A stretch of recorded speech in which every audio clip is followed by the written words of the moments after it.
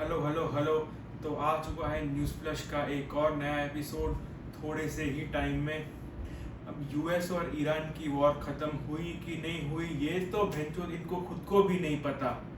और टीसीएस के बाद अब लेंसकार्ट। तो बस यार अब चलो इंट्रो कर लेते हैं। उसके पहले प्लीज़ बस वीडियो को लाइक और चैनल को सब्सक्राइब कर दो ताकि ऐसे ही वीडियोस आते रहें।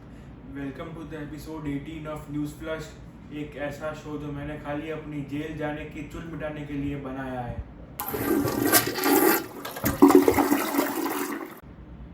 सो as usual starting with the US Iran war, जो कि आज की डेट में किसी को नहीं पता कि चालू है, पॉज हुआ है, रुक चुका है, या फिर सैटरडे संडे छुट्टी है, या फिर जब मूड करे तब चालू कर देते हैं और जब मूड ना करे तब बंद कर देते हैं।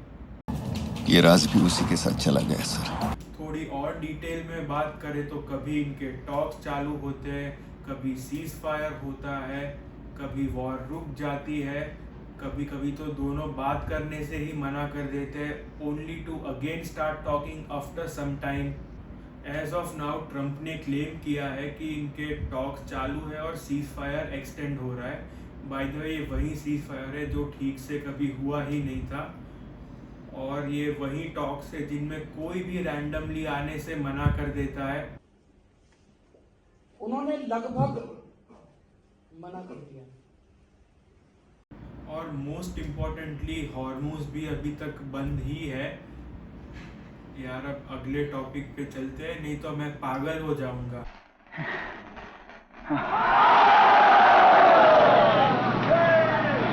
तो अब सीधा साउथ अफ्रीका पे आ जाते हैं, जो कि आज की डेट में हमारे विश्व गुरु बनने का पहला सबूत है।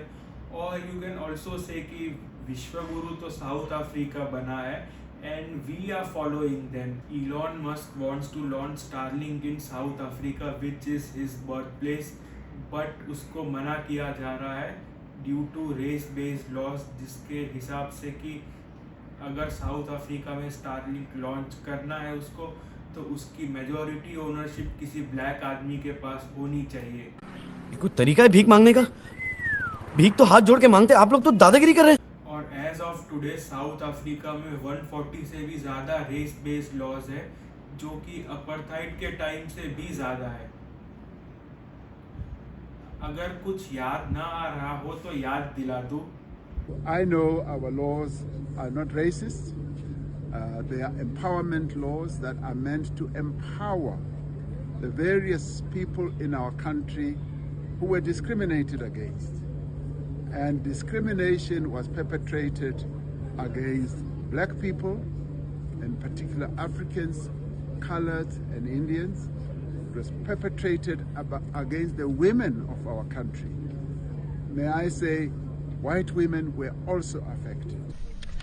जिसको इतना जुल्म सहना पड़ा हो, जिसका बचपन अन्याय, उपेक्षा और उत्पीड़न से बीता हो, जिसने अपनी मां को अपना में अपमानित होते देखा हो,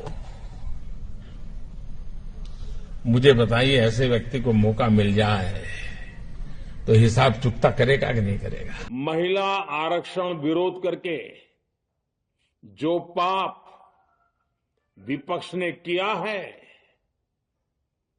इसकी उन्हें सजा जरूर मिलेगी। And it doesn't and here. जैसे अपने इधर साहब ने एक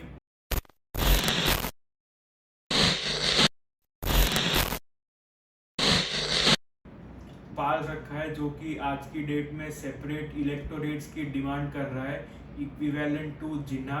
उसी तरह इन भाई साहब ने भी एक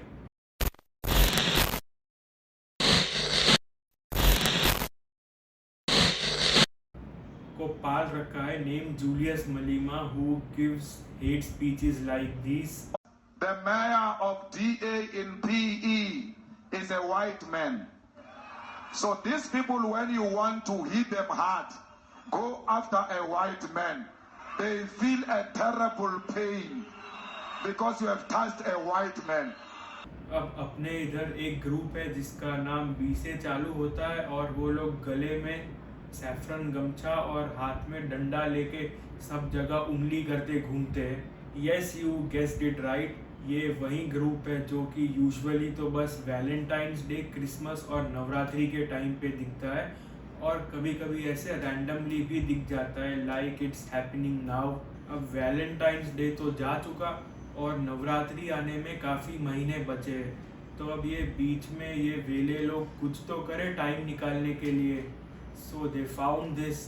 सो रिसेंटली लेंसकार्ट के रिगार्डिंग एक कंट्रोवर्सी हो गई with the uniform guide going viral, जिसके हिसाब से कि Hindu symbols like sindoor, bindi, tilak etcetera पे तो काफ़ी रिस्ट्रिक्शंस थे, लेकिन हिजाब पे कोई रिस्ट्रिक्शंस था नहीं है खास। फिर कुछ करंट और फॉर्मर एम्प्लॉयज़ ने भी ये चीज़ कंफर्म की, leading to outrage on social media which is quite fact, क्योंकि या तो सबके लिए बैन होना चाहिए या फिर किसी के लिए बैन नहीं होना चाहिए।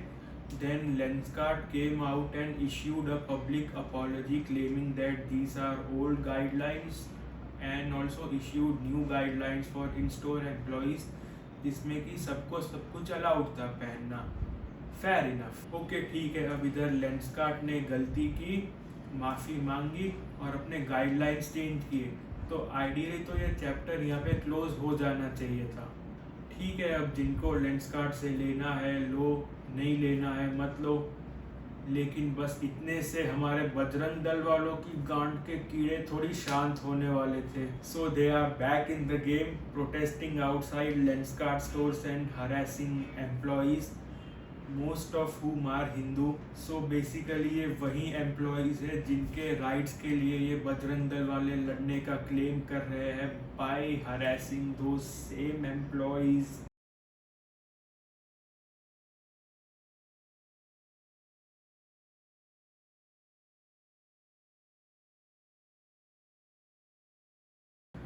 ऊपर से बजरंग दल वाले इतने वेले हैं कि साले खुद चश्मा खरीद के खुद तोड़ देते हैं।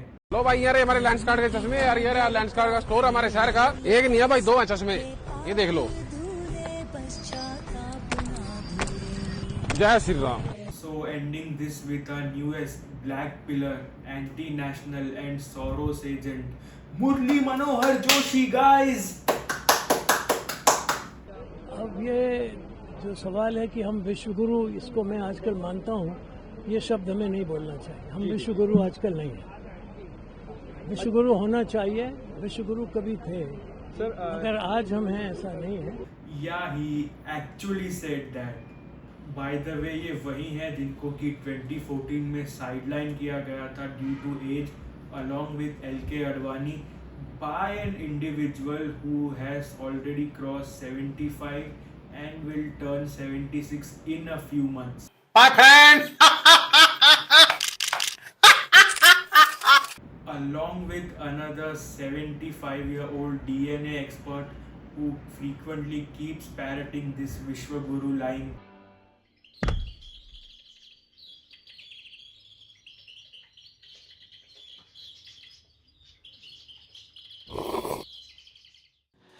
कुछ भी कहो यार, मुरली मनोहर जोशी ने कंटेंट तो तगड़ा दे दिया हम लोग को।